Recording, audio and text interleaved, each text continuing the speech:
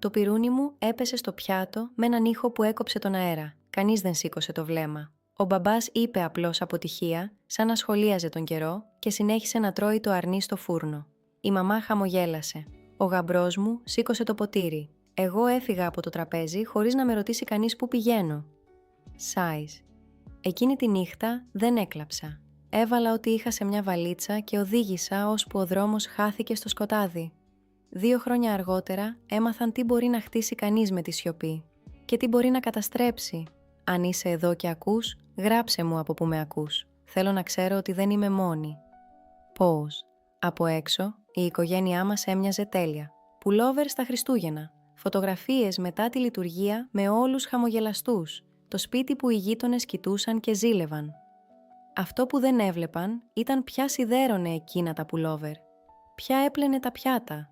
Ποια έκρυβε τις σκέψεις της για να μην χαλάσει η ατμόσφαιρα. Whispers. Εγώ. Η Ελένη. Η σταθερή, η αόρατη, η κόλλα που κρατούσε τα πάντα μαζί χωρίς να της το ζητήσει κανείς. Η Αλεξάνδρα ήταν το φως της οικογένειας. Άριστα παντού, βασίλισσα της σχολικής γιορτής, υποτροφία στο Αριστοτέλειο Πανεπιστήμιο Θεσσαλονίκης. Ο μπαμπάς τη φωτογράφιζε σε κάθε βραβείο σαν να ήταν κόκκινο χαλί. Όταν εγώ έφερνα καλούς βαθμούς, έλεγε ότι δεν προσπαθώ αρκετά. Όταν έγινα πρόεδρος του καλλιτεχνικού ομίλου, η μαμά είπε ωραίο, με τον τρόπο που λες ωραίο σε κάτι που δεν σε ενδιαφέρει καθόλου. Στα 16 της, η Αλεξάνδρα πήρε καινούριο μπλε αυτοκίνητο με κορδέλα. Τα γενέθλιά μου γιορτάστηκαν στην ταβέρνα του Μανώλη και 50 ευρώ σε φάκελο. «Να είσαι ευγνώμων», είπε η μαμά και μου έστρωσε τα μαλλιά για φωτογραφία. Η φωτογραφία βγήκε θολή γιατί ανοιγόκλεισα τα μάτια. Εκείνη η φωτογραφία στέκεται ακόμα στο τζάκι τους. Απόδειξη ότι υπήρχα, όχι όμως του πώς ένιωθα. Στο πανεπιστήμιο τα πράγματα χειροτέρεψαν. Τα δίδακτρα της Αλεξάνδρας πληρώθηκαν ολοσχερός. Τα δικά μου ούτε ευρώ. Όταν ρώτησα, ο μπαμπάς έκοβε το ψητό μοσχάρι με τον τρόπο που κόβει κάποιος όταν έχει ήδη αποφασίσει. Η μαμά πρόσθεσε ήρεμα ότι δεν σκοπεύουν να πληρώνουν για περιφερειακό πανεπιστήμιο. Τα περιφερειακά πανεπιστήμια είναι για όσους δεν στόχευσαν αρκετά ψηλά. Κατάπια και τις 2 προτάσεις ολόκληρες. Υπέγραψα τα δάνεια μόνη μου με επιτόκιο 6,8% κάθε ευρώ ένας μόλοπας. 2 δουλειές για να μείνουν τα φώτα αναμένα. Βιβλιοθήκη, τα χαράματα, εστιατόριο το βράδυ. Ο χειμώνας μου έσκασε τα χέρια. Όταν με χτύπησε πνευμονία, τηλεφώνησα σπίτι τρέμοντας. Ο μπαμπάς είπε ότι χρειάζομαι καλύτερη διαχείριση χρόνου. Η μαμά ρώτησε για βιταμίνες. Έκλεισα το τηλέφωνο και κοίταξα την οθόνη μέχρι που σκοτίνιασε από μόνη της. Τότε χτύπησε κάποιος την πόρτα. Η κυρία Παπαδοπούλου, η γειτόνισσα από το διπλανό κτίριο, στεκόταν εκεί με σούπα και ένα μικρό φάκελο. «Δεν είσαι μόνη», είπε και μου το έσπρωξε στην παλάμη. Μέσα ήταν μια επιταγή 500 ευρώ. Δεν ήταν το ποσό που με έσπασε. Ήταν η καλοσύνη. Έκλαψα μέχρι που η σούπα κρύωσε. Από εκείνη τη νύχτα άρχισα να προσέχω ποιος εμφανίζεται πραγματικά. Αργότερα η θεραπεία έδωσε όνομα σε αυτό. Προστατευτικές προσδοκίες. Έμαθα να σχεδιάζω για την απουσία για να επιβιώνω από αυτήν. Όταν ήρθε η αποφοίτηση, δεν ήρθαν. Έβλεπα άλλες οικογένειες με ανθοδέσμες φλάς από παντού. Κράτησα το δίπλωμά μου μόνη και ψιθύρισα ότι τα κατάφερα ούτως ή άλλως. Εκείνο το βράδυ πήρα το λεωφορείο με το δίπλωμα ζεστό ακόμα στη θήκη του. Το τηλέφωνο χτύπησε. Η Αλεξάνδρα είχε ανεβάσει φωτογραφία με το δαχτυλίδι αραβώνα να λάμπει κάτω από φωτάκια. «Τα όνειρα γίνονται πραγματικότητα», έγραφε. Πάτησα «μου αρέσει». Μετά έκλεισα τις ειδοποιήσεις γιατί ήξερα βαθιά μέσα μου ότι τα όνειρα γίνονται πραγματικότητα. Απλώς όχι αυτά που είχαν σχεδιάσει για μένα. Μετά την αποφοίτηση, η ζωή ησύχασε, αλλά όχι με τον ειρηνικό τρόπο. Η σιωπή καθόταν βαριά σαν σπίτι που στέκεται ακόμα μετά από φωτιά. Μετακόμισα σε ένα μονόχωρο πάνω από πλυντήριο, όπου ο βόμβος των στεγνοτηρίων αντικατέστησε τις κουβέντες. Δούλευα πολλές ώρες ως νέα γραφίστρια. Αποταμίευα κάθε μισθό σαν απόδειξη ότι μπορώ να τα βγάλω πέρα χωρίς αυτούς. Έλεγα στον εαυτό μου ότι ήμουνα καλά. Ανεξάρτητη, αδιάφορη. Κάποιες φορές όμως ξυπνούσα στις 3 τα ξημερώματα με το τηλέφωνο να φωτίζει το κομοδίνο και κοιτούσα τις φωτογραφίες τους. Κυριακάτικα τραπέζια, το πάρτι πριν από τον γάμο της Αλεξάνδρας, Διακοπές στις οποίες δεν με κάλεσαν. Τα χαμόγελά τους έδειχναν μόνιμα. Η απουσία μου έδειχνε σκόπιμη. Η πρόσκληση για τον γάμο έφτασε τελικά, αλλά όχι από εκείνες. Ήρθε από τη διοργανώτρια εκδηλώσεων. Ένα ευγενικό αυτοματοποιημένο μήνυμα με χρυσά γράμματα που έλεγε κάτι σαν «Σας προσκαλούμε με χαρά». Το όνομά μου ήταν γραμμένο λάθος. Το κοίταξα για ένα ολόκληρο λεπτό και μετά έκλεισα το λάπτοπ. Εκείνο το βράδυ κλείστηκα στο πρώτο ραντεβού με ψυχοθεραπεύτρια. Η κυρία Παπαδάκη είχε ήρεμο βλέμμα και φωνή σαν ήσυχο νερό.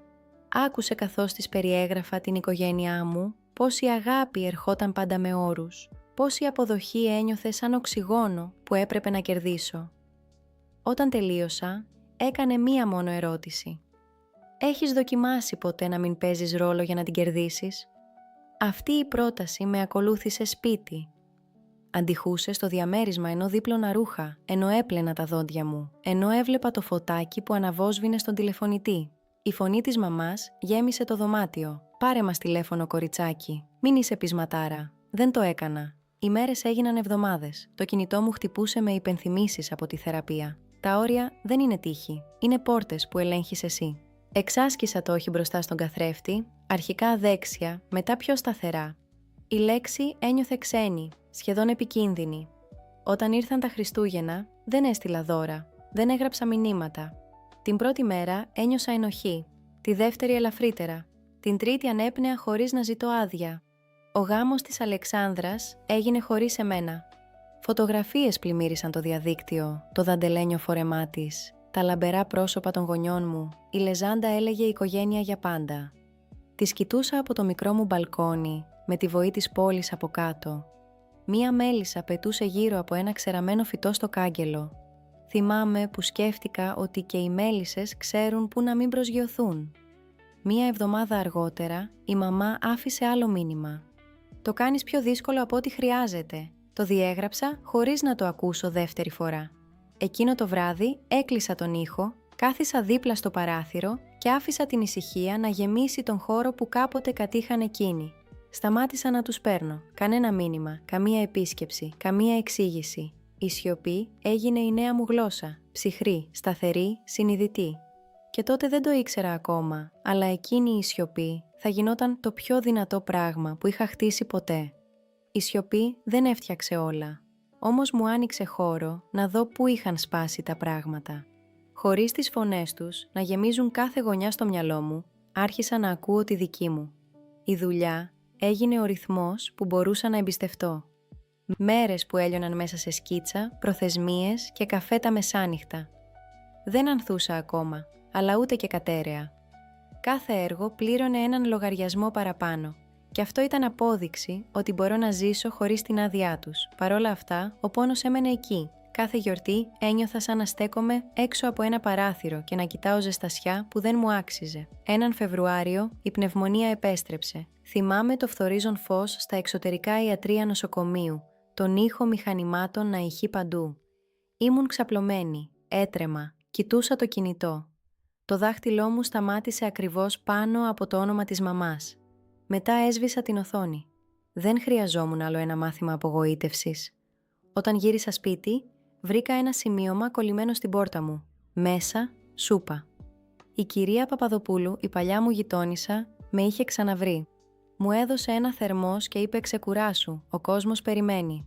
Η καλοσύνη της με χτύπησε πιο δυνατά από κάθε συγγνώμη που είχα ποτέ ζητιανέψει. Την Άνοιξη ξαναστάθηκα στα πόδια μου. Ήθελα μια ζωή που να μην μοιάζει με αναμονή. Η ψυχοθεραπεία με βοήθησε να το ονομάσω. Κουράστηκα να επιβιώνω. Ήθελα να χτίζω. Άρχισα να ψάχνω αγγελίες, φτηνή γη-βόρεια, αρκετά μακριά για να σκέφτομαι ήρεμα.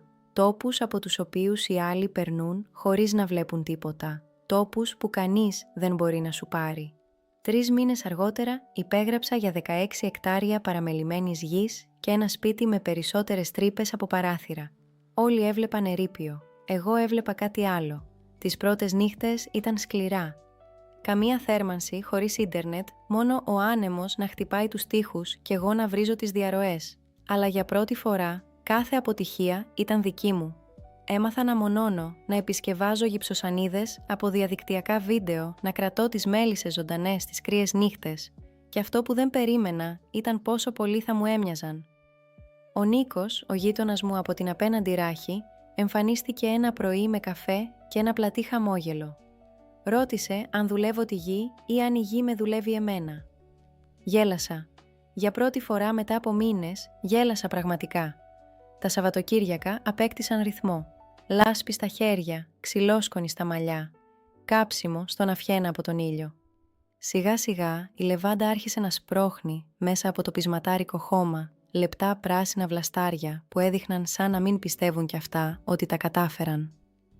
Άρχισα να κρατώ ημερολόγιο, κάθε λάθος, κάθε άνθος, κάθε μέρα που κάτι δεν πήγε όπως ήθελα. Οι σελίδες γέμιζαν σαν αποδείξεις ότι υπάρχω.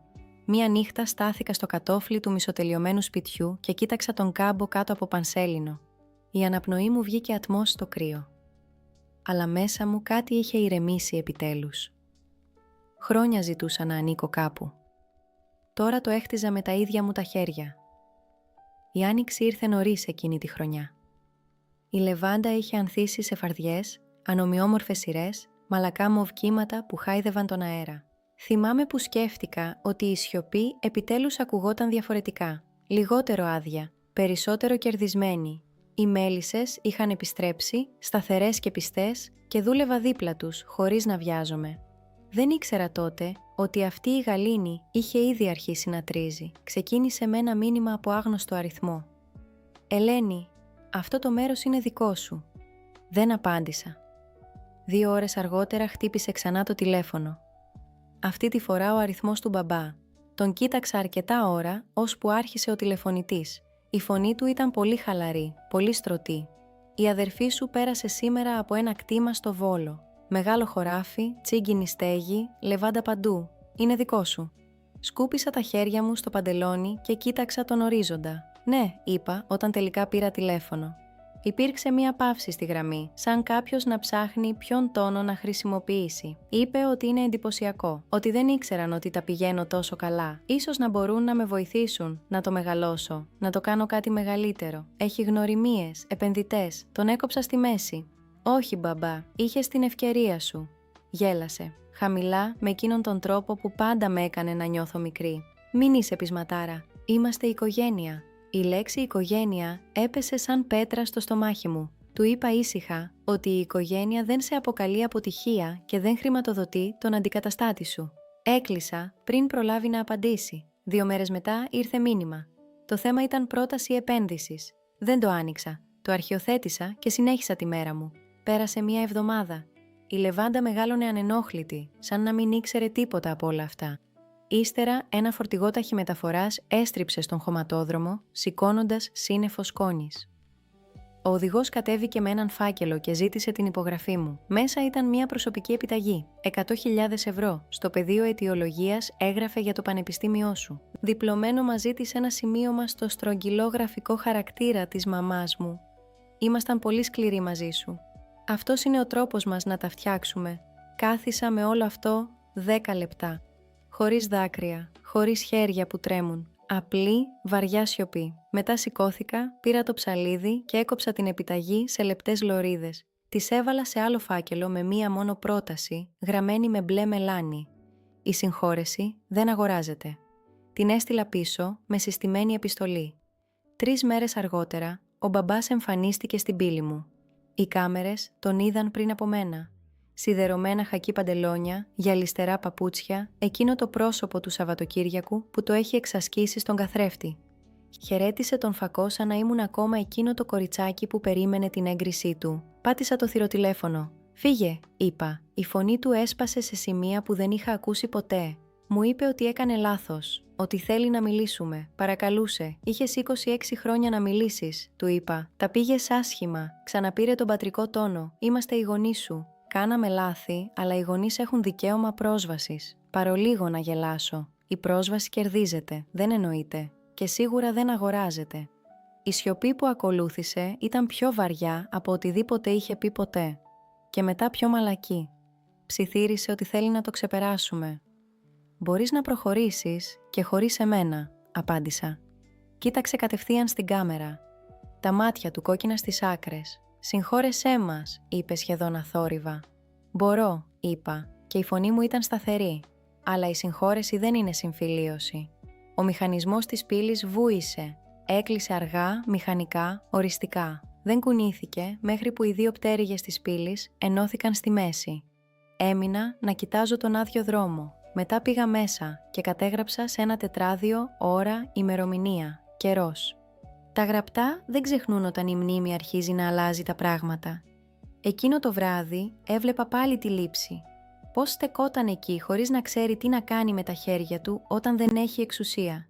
Πώς εγώ δεν αναπήδησα. Κατάλαβα κάτι που καμία συνεδρία με την κυρία Παπαδάκη δεν μπόρεσε να μου πει τόσο καθαρά. Η ηρεμία δεν κερδίζεται με συγγνώμες. Προστατεύεται με όρια. Μια εβδομάδα αργότερα ήρθε δεύτερος φάκελος. Χωρίς σημείωμα αυτή τη φορά. Μόνο η ίδια επιταγή, ακυρωμένη.